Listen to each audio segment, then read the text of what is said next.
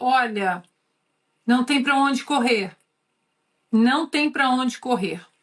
O senhor vai ter que sentar com o governo americano, porque o governo americano está numa guerra implacável. Portanto, Paula, eles vão ter que ceder. O USS Gerald Ford, o maior porta-aviões do mundo, já está chegando, pertinho aí do Brasil. Eles vão ter que ceder, Paulo. Não adianta correr, não adianta falar que tem o telefone do Donald Trump, que foi uma química maravilhosa. Meus amigos, as guerras só são vencidas por quem tem os aliados certos. E a boa notícia é que o povo de bem do Brasil acaba de ganhar um dos aliados mais poderosos do planeta. Enquanto Lula e Alexandre de Moraes tentam blindar os criminosos do Rio de Janeiro e proteger o sistema corrupto que os sustenta, o governo americano decidiu agir. E o apoio veio em peso. Donald Trump autorizou o envio da cavalaria americana e o maior navio de guerra dos Estados Unidos já está posicionado cercando o Brasil. A mensagem é clara. Os dias dos inimigos da liberdade estão contados. O jogo virou e agora o bicho vai pegar. Alexandre de Moraes e sua turma vão se arrepender amargamente por terem se metido onde não deviam. Te convido a assistir este vídeo até o final, porque o que vou te mostrar pode mudar tudo. Deixe seu like, comente e compartilhe, porque o Brasil precisa de você nessa batalha pela verdade e pela justiça. Olha só, deixa eu voltar com a Ana, porque tem uma informação que acaba de chegar para a gente. O governo dos Estados Unidos enviou uma carta ao secretário de Segurança Pública do Rio de Janeiro, Vitor dos Santos, se colocando à disposição para qualquer apoio necessário no combate ao tráfico de drogas. No comunicado, o governo de Donald Trump enalteceu a atuação das forças de segurança do Rio e lamentou a morte de 4 policiais depois da mega operação contra o Comando Vermelho. O documento, redigido em Washington e obtido pelo portal Metrópolis, é assinado por James Sparks, do setor de repressão às drogas do Departamento de Justiça dos Estados Unidos. E a mensagem diz o seguinte, abre aspas, é com profundo pesar que expressamos nossas mais sinceras condolências pela trágica perda dos 4 policiais que tombaram no cumprimento do dever durante a recente operação Contenção no Complexo do Alemão. Sabemos que a missão de proteger a sociedade exige coragem, dedicação e sacrifício e reconhecemos o valor e a honra desses profissionais que deram suas vidas em defesa da segurança pública. Neste momento de luto, reiteramos nosso respeito e admiração pelo trabalho incansável das forças de segurança do Estado e nos colocamos à disposição para qualquer apoio que se faça necessário. Receba, senhor secretário, nossos votos de força e consolo diante dessa irreparável perda. Fecho aspas, Ana, essa carta, esse comunicado é assinado pelo James Sparks, the Drug Enforcement Administration. Foi uma informação, saiu agora há pouco no Metrópolis, a gente traz em primeira mão para a nossa audiência. Curioso que no mesmo dia do presidente do Brasil falar em matança da mega operação, o secretário do Rio de Janeiro recebe esse apoio, esse suporte do governo americano. E que suporte, que apoio, Paula. A carta já está repercutindo aqui nos Estados Unidos e não tem como nós não sermos repetitivos, né? Quem sabe o chanceler Mauro Vieira, que é um homem experiente na diplomacia, quem sabe ele não aconselha o presidente Lula, olha, não tem para onde correr. Não tem para onde correr. O senhor vai ter que sentar com o governo americano, porque o governo americano está numa guerra implacável contra as drogas no mundo. Porque não é uma guerra contra as drogas apenas, mas é uma guerra contra o narcoterrorismo. E neste conceito de narcoterrorismo, o Brasil está inserido. Não tem como fugir, Paula. O chanceler, o Haddad, o vice Alckmin, o Lula, que disse que tem o telefone pessoal do Donald Trump, todos eles podem tentar conversar sobre tarifas no Brasil. Esse assunto, o Brasil não vai ficar só no assunto tarifas. Os americanos já entenderam, repito, os congressistas americanos, e eu conversei com um deles esse fim de semana, Eles estão sendo educados, foi a palavra que eu ouvi de um deles. Nós estamos sendo educados pelo Marco Rubio sobre o que é o Foro de São Paulo, o narcoterrorismo, o narcotráfico, o dinheiro do tráfico dentro das instituições em vários lugares, inclusive nos Estados Unidos. Portanto, Paula, eles vão ter que ceder.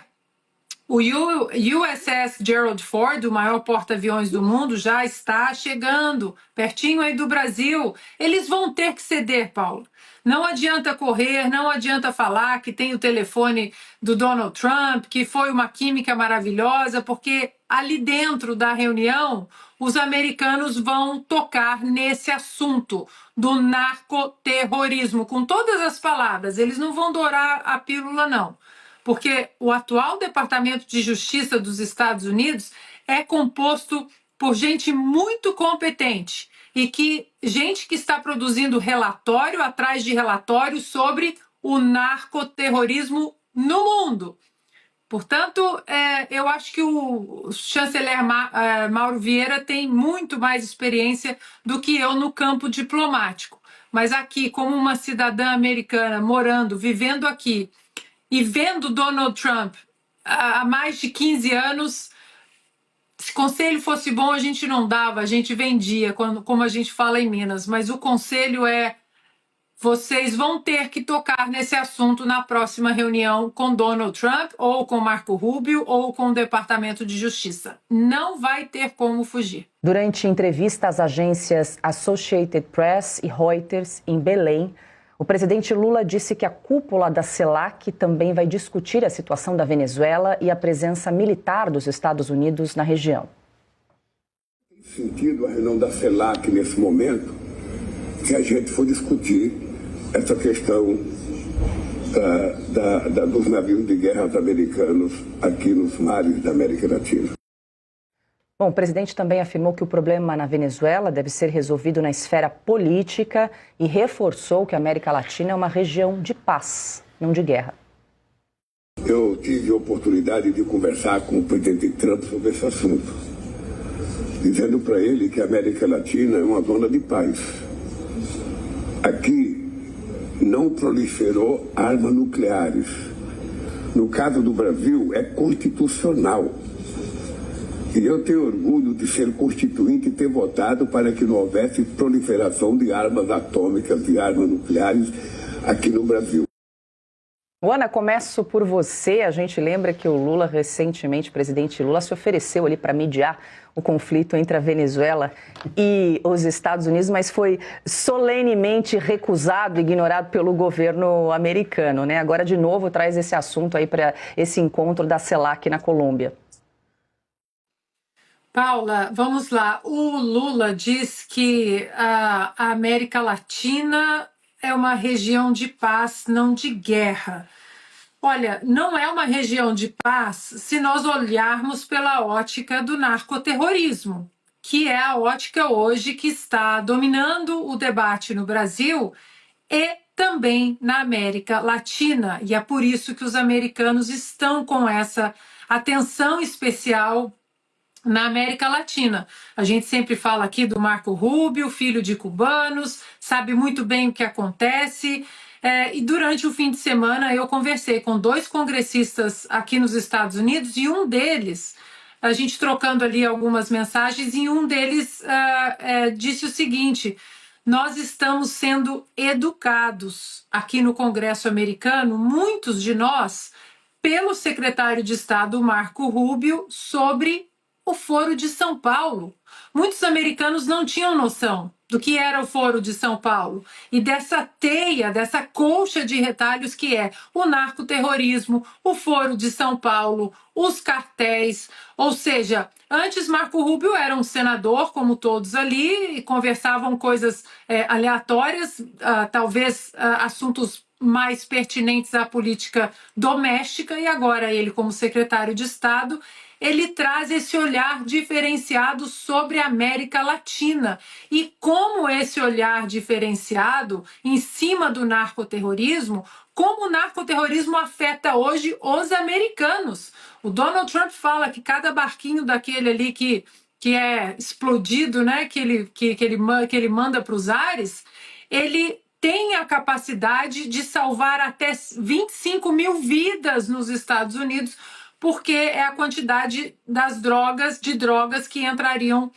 em solo americano. Portanto, o Lula pode falar o que ele quiser, os americanos sabem muito bem qual é a posição dos americanos, não em relação à América Latina especificamente, ao Brasil, à Venezuela, mas ao combate ao narcotráfico, ao narcoterrorismo, e que hoje o Lula vai precisar, na próxima conversa com Donald Trump, se isso não veio à tona, ele vai precisar decidir se ele quer colocar isso na mesa para discutir, porque o governo americano tem muita coisa para falar sobre isso. Nós estamos tentando essa investigação.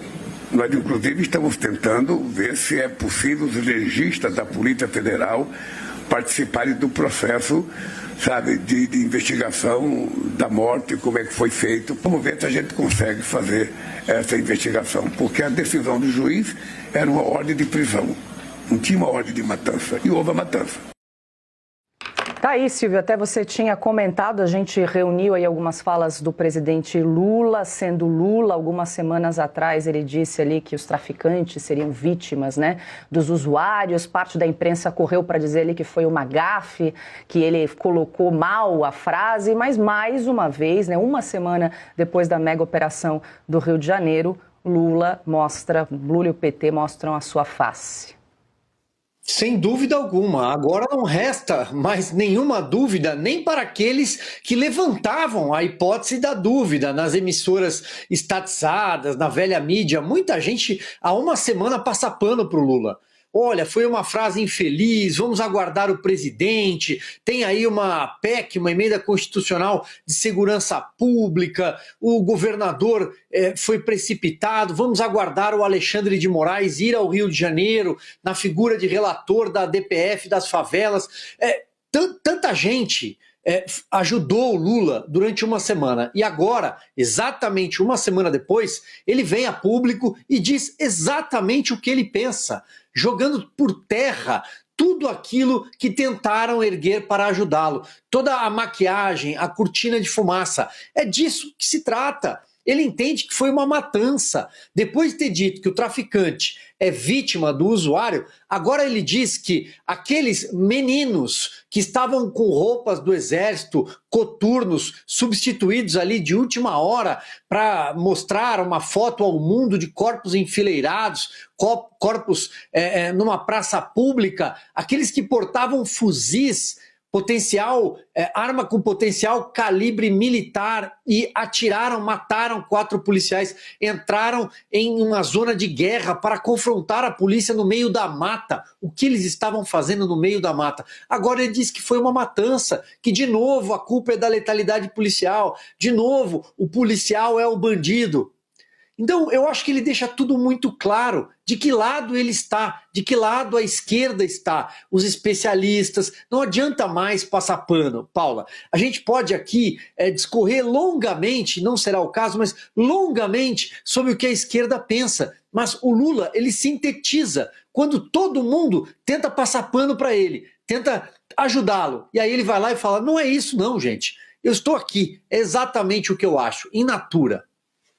Augusto, tem um trecho aqui da fala do presidente Lula que ele inclui aí a Polícia Federal, diz o seguinte: nós estamos tentando ver se é possível os legistas da Polícia Federal participarem do processo de investigação da morte, como é que foi feito, porque tem muito discurso, tem muita coisa. A gente lembra que a Polícia Federal foi informada, até convidada a participar da mega operação no Rio de Janeiro, mas escolheu por não participar. Exatamente. Isso palavras do diretor da Polícia Federal, André Rodrigues. Exatamente. Hoje, aliás, o programa de hoje, a conversa de hoje que eu vou, já está gravada com o capitão Rodrigo Pimentel, ela é exemplar, está aí muito pedagógica, explicando coisas desse tipo.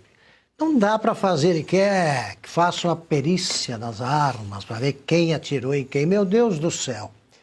Foi uma operação bem sucedida, segundo o povo, mas o Lula é incontrolável num discurso de improviso ou numa entrevista. Ele conta a verdade. Ele se revela.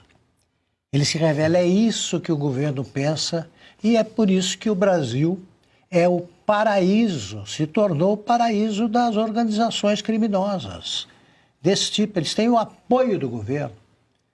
Aquela moça que eu não sei que ministério ocupa, que é tem um nome também que não parece de gente, a ministra dos Direitos Humanos. Macaé? Macaé, nome de cidade, né? Macaé Evaristo. Isso. Ela vai lá, ela vai visitar as chamadas vítimas, as famílias dos guerrilheiros. Eles acham que são as vítimas, eles são bandidos. A dificuldade que esse pessoal tem para reconhecer um bandido só acontece porque o PT é outro antro de bandidos. Bandidos, se você tem uma folha corrida como a do Zé Dirceu, como é que você vai acusar alguém? Se o sujeito não cumpre a lei e o PT é um viveiro de assassinos do Código Penal, né, de toda a legislação feita por homens dispostos a defender a lei, se o PT é isso, como é que ele vai ficar contra? Quando ele fica contra, ele fica com cara de cínico. Aí vem o nosso Sidônio, fala, não é por aí, não é por aí, o povo está contra. Aí o Lula manda dizer que foi mal colocada. É a frase dele. Não é nada disso, é o que ele pensa. É o que ele pensa, ele torce para bandido. Porque o eleitorado dele também está aí. Está aí, essa turma vota nele, porque com o governo Lula, eles têm com o governo o que se chama os assassinos, os bandidos têm com o Estado brasileiro, né, que eles mutilam com a ocupação dos morros, eles têm as conversas cabulosas. Cabulosas nós sabemos o que pode significar.